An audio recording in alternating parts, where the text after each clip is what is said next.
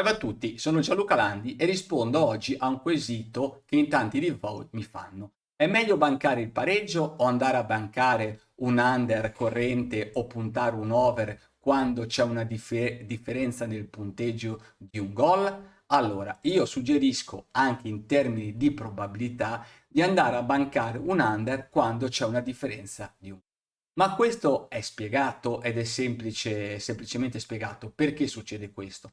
Quando c'è una differenza di un gol, quindi una squadra sta perdendo, è ovvio che l'altra squadra cerchi in tutti i modi di andare a recuperare, perché comunque sarebbe una sconfitta e un gol è recuperabile da tutti, anche la super sfavorita, un calcio d'angolo, una punizione, un'occasione da gol propensa può portare un gol. Quando c'è invece il risultato di pareggio, ecco lì tante volte ci si può, tra virgolette, accontentare, soprattutto verso la fine della partita. Questo in termini di probabilità. Poi ovviamente c'è sempre da fare una distinzione perché un conto è un pareggio di risultato, per esempio 0-0 o 1-1 quando la sfavorita recupera, soprattutto in casa che stava perdendo fa lo 0-1, fa l'1-1 e riesce a ribaltare la situazione. È stato per esempio il caso di Napoli-Parma addirittura nei tempi di recupero, oppure se noi ci troviamo di fronte tra due squadre molto forti e soprattutto un turno di Coppa, di qualificazione, oppure un quarto, una semifinale, è più probabile che la partita finisca sul risultato di pareggio, perché sta entrambi bene. Quindi in termini di probabilità è sempre meglio andare a bancare un under quando c'è una differenza di un gol e soprattutto, come ho sempre detto, a partire dagli ultimi 15 minuti della partita. Questo perché? Perché negli ultimi 15 minuti è l'intervallo dove si segna di più e dove la quota è più bassa, l'under scende col passare del tempo e quindi andiamo a bancare quasi sempre sotto quota 2 o in prossimità di quota 2 che è la quota di pareggio. Perché quota 2 è più bassa? Perché vuol dire che se io lo banco a quota inferiore a 2, ecco, io lì ho il vantaggio che se faccio due operazioni, una la prendo positiva e una negativa, chiudo a 0. Se io vado a bancare a quota 3 e questo non succede, ho bisogno per andare a 0 di farne di più, di prenderne due positive e una negativa. Andiamo a vedere subito alcune statistiche. Allora, qui sopra vi ho fatto vedere Soccer Stats. Allora, per esempio, intanto vi faccio vedere alcune cose interessanti. Questo è il campionato italiano di Serie A che potete andare a selezionare dall'alto, Italia, qua, Serie A. Andiamo a vedere che quest'anno siamo a 0-0 full time, 13%. 4 partite sono finite 0-0. È una percentuale veramente alta in questi ultimi anni per quanto riguarda la Serie A, soprattutto perché nelle prime giornate di campionato si tende a segnare di più, c'è il caldo, le squadre hanno appena fatto preparazione, sono più imballate, tendono a giocare più larghe e quindi e poi all'inizio non si hanno problemi di classifica di nessun tipo e quindi si tende a segnare di più e invece abbiamo avuto una percentuale di 0-0 maggiori. Come vedete, le percentuali maggiori sono lo 0-0 e l'1-1 di partite che sono rimaste così. Vedete invece quando c'è una differenza di un gol, la situazione è tra virgolette diversa e lo potete poi andare anche a verificare. Invece, per esempio, la Premier League quest'anno siamo a 0-0 full time, 0, non ce ne sono stati. Vedete, si tende quest'anno in Premier League a segnare di più e guardate i risultati finali, quanti gol sono stati fatti. Ecco, già da qui si può pensare quest'anno di andare a bancare, diciamo, molto di più la Premier League, perché come vedete quest'anno si tende a segnare di più. L'ho già detto in diversi video, i campionati hanno una media di statistiche, di risultati esatti, corretti, che tendono ad equilibrarsi nel lungo periodo.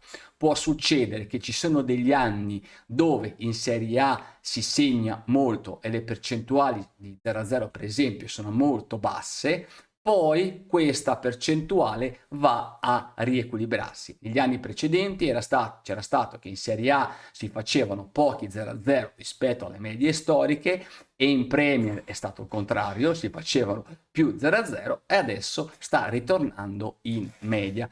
Quindi vi consiglio di andare a vedere i risultati esatti che ci sono nelle varie tabelle qui sopra su Sociostat, Serie A, Serie B, Olanda, tutti qua. Io questo ho preso la Serie B e vedete che in che Serie B abbiamo già fatto 4 0-0 finali. Beh, in Serie B è sempre un po' stato così, però guardate i risultati, vedete che l'1-1, lo 0-0 sono i risultati più frequenti in determinati campionati e lì dovete prestare attenzione quando andate a fare il pareggio, soprattutto, ripeto, se non fate uno studio live molto approfondito.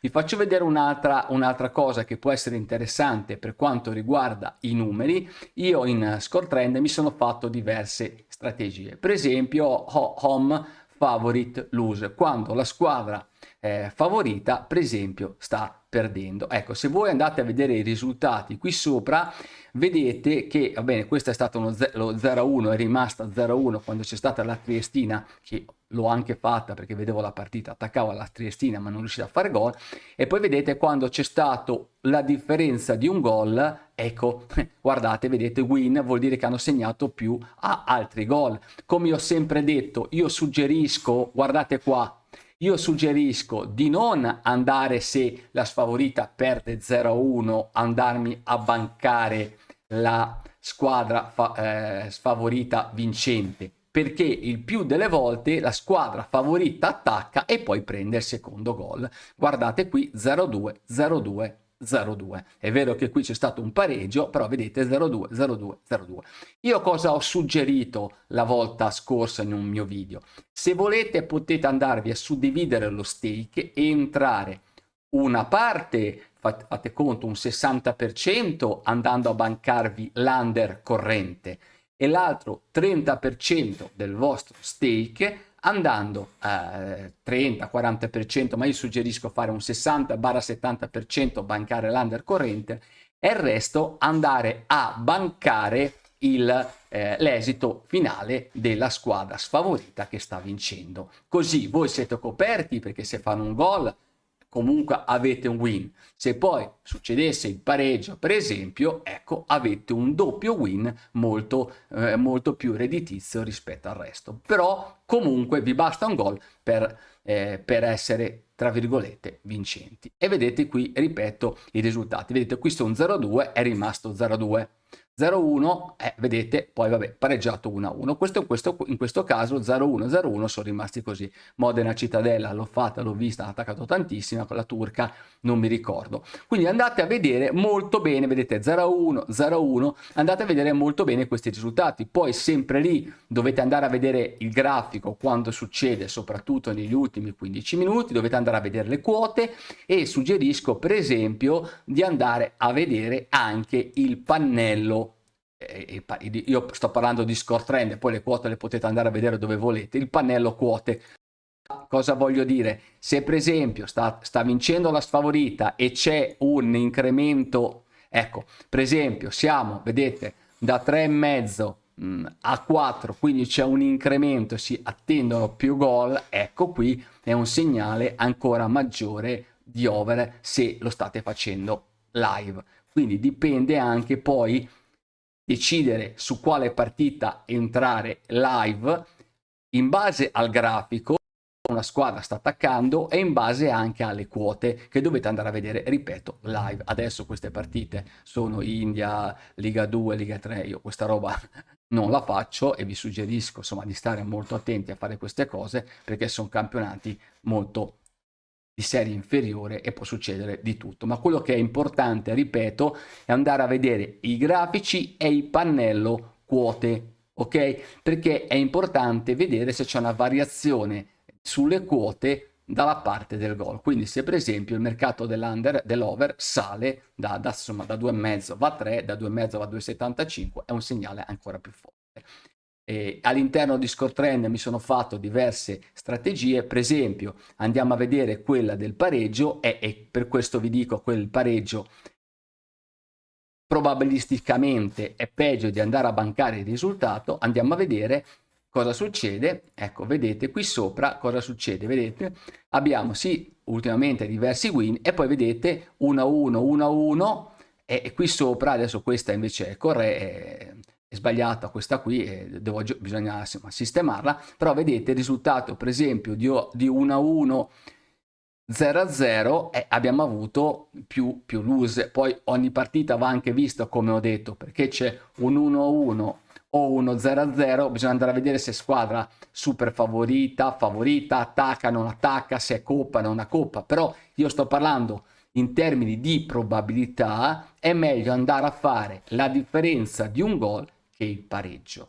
Okay? Questo in termini di probabilità globali. Poi ogni partita è una storia a sé e dovete andare a vedere anche le partite. Il pareggio ha ottimi risultati se, ripeto, andate a voi stessi a vedere la partita quando vi arriva per esempio il segnale o vedete il risultato, andate a vedere il grafico live cosa succede, andate a vedere se ci sono stati molti tiri, se per esempio il goal trend è elevato, andate a vedere la dynamic line, lo suggerisco, quando segnano quelle squadre e lì potete decidere, perché anche il pareggio, con il banca pareggio si ottengono risultati, diciamo, tanta roba perché funziona, però è un'analisi più approfondita della partita, soprattutto live. In termini probabilistici, io sto parlando quindi con meno studio, è meglio andare a bancare quando c'è la differenza di un gol e il perché, ripeto, ve l'ho spiegato.